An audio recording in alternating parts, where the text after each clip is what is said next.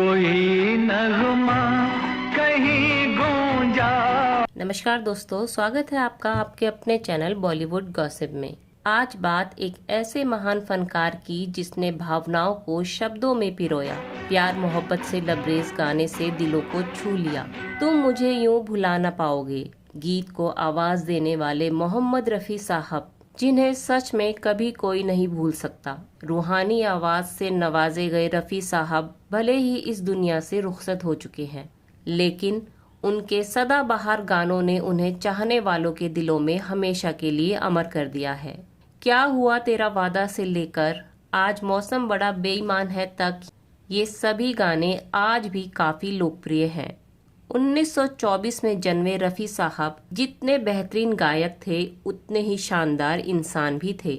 रफी साहब के बारे में एक वीडियो क्या हजारों वीडियोस में भी पूरी बात कही नहीं जा सकती। आज रफी साहब के बारे में कुछ खास जानकारी आपके लिए हम पेश करेंगे। धर्मेंद्र और रफी साहब भारतीय मनोरंजन जगत के दो अनमोल नगीने हैं। जहां धर्मेंद्र अपने दौर के सबसे सफल अभिनेताओं में से एक थे, वहीं रफी साहब भी भारत के महानतम गायकों में शुमार किए जाते हैं। रफी साहब धर्मेंद्र के पसंदीदा गायक थे और जब धर्मेंद्र अपने करियर के शिखर पर थे तो वो म्यूजिक डायरेक्टर से खास फरमाइश करते थे कि उनके गीत रफी साहब से गवाए जाए।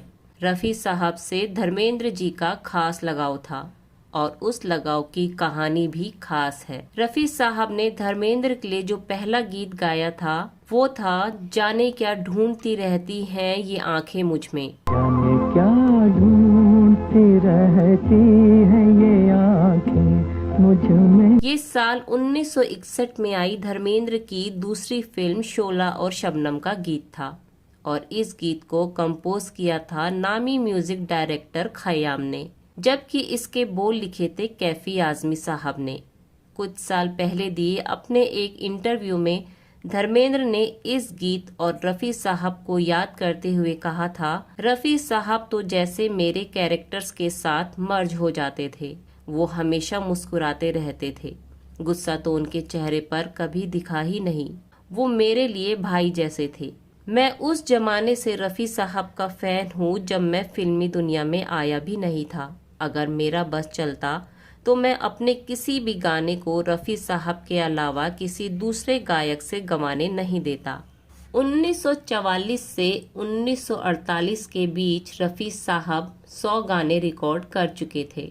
रफी साहब की सबसे खास बात ये थी कि वो पर्दे पर एक्ट कर रहे कलाकार के हिसाब से अपनी आवाज, अपनी गायकी को फिट कर देते थे।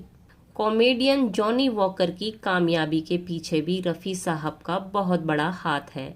ये बात कम ही लोग जानते होंगे कि रफी साहब के गाए 155 गाने जॉनी वॉकर पर फिल्माए गए। शमी कपूर के बाद जॉनी वॉकर दूसरे ऐसे एक्टर हैं जिनके लिए रफी साहब ने इतने ज्यादा गाने गाए।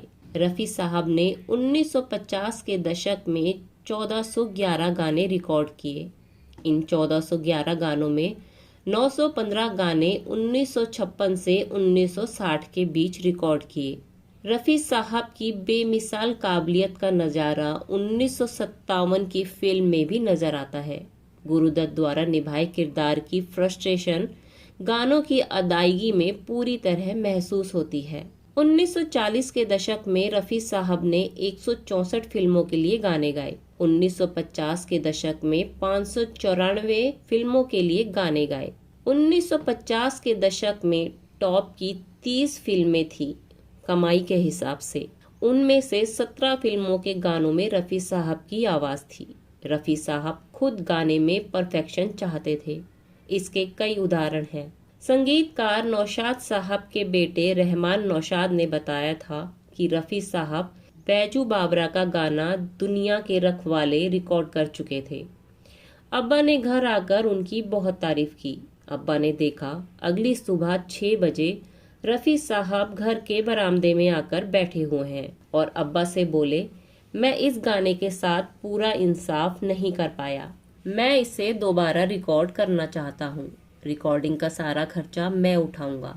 तो अब्बा ने यानी नौशाद साहब ने कहा कि मैं म्यूजिक डायरेक्टर हूँ, मैं फैसला करूँगा, मेरे हिसाब से तुमने गाना बिल्कुल सही गाया है। नौशाद साहब के साथ रफ़ी साहब ने 41 फिल्मों के लिए 149 गाने रिकॉर्ड किए। नौशाद साहब के साथ रफ़ी साहब की आखिरी रिकॉर्डिंग 30 जुलाई 1980 को हुई थी। संगीतकार खयाम के लिए रफ़ी साहब ने जो पहला गाना रिकॉर्ड किया था वो 1950 में आई फिल्म बीवी का गाना था। बीवी फिल्म के लिए 1950 में जो रफ़ी साहब ने गाना गवाया था, उस गाने ने खयाम साहब को इंडस्ट्री में मशहूर कर दिया था। गाना था अकेले में वो घबराते तो होंगे। तब खयाम साहब का स्क्रीन नेम शर्मा जी हुआ करता था। संगीतकार SD बर्मन उम्र में रफ़ी साहब से लगभग 18 साल बड़े थे, पर हिंदी फिल्मों में उनकी शुरुआत रफ़ी साहब के बाद हुई। बर्मन दा के संगीत निर्देशन में रफ़ी साहब का पहला गाना 1947 में आई फिल्म के लिए था। फिल्म थी दो भाई। गाना था दुनिया में मेरी आज अंधेरा ही अंधेरा।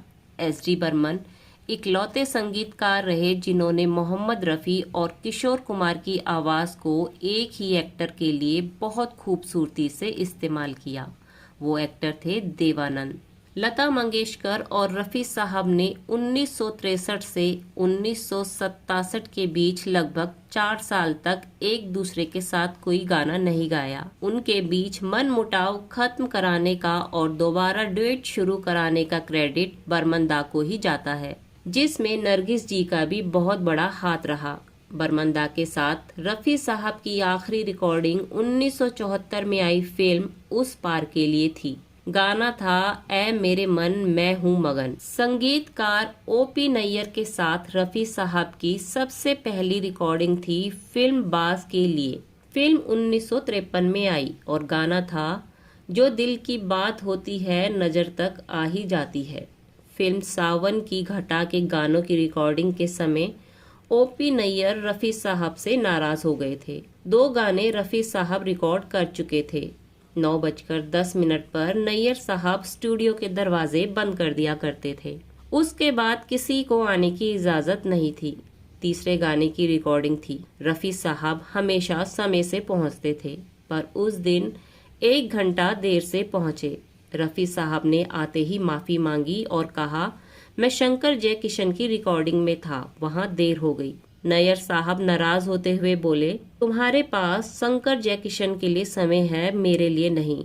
अब से OP नैयर के पास रफ़ी साहब के लिए समय नहीं है। रिकॉर्डिंग कैंसिल कर दी गई।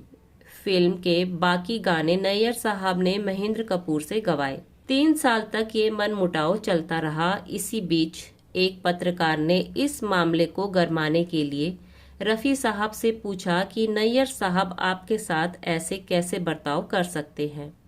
रफ़ी ने प्यार से जवाब दिया, नैयर साहब सही थे, मैं ही गलत था। फिर रफ़ी साहब ने खुद ही नैयर के घर पहुंचकर सारे गिले शिकवे ख़त्म कर दिए। तब नैयर साहब ने कहा कि रफ़ी, तुमने मेरे पास आकर साबित कर दिया कि तुम मुझसे कहीं बेहतर हो।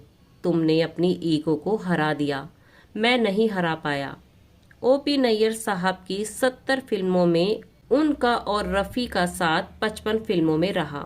OP नैयर साहब के लिए रफ़ी का आखिरी गाना 1979 में आई फिल्म बिन माँ के बच्चे के लिए था।